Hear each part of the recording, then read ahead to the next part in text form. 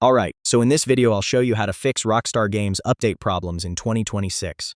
If your update is stuck, not downloading, or keeps failing, don't worry. We'll go through the fixes step by step, so let's get started. First, restart your PC.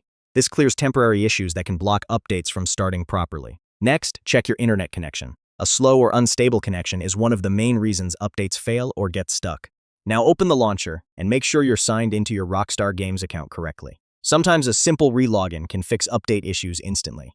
If the update is stuck, pause it for a few seconds and then resume. This can refresh the download process and continue where it left off. Next, run the Rockstar Games launcher as administrator.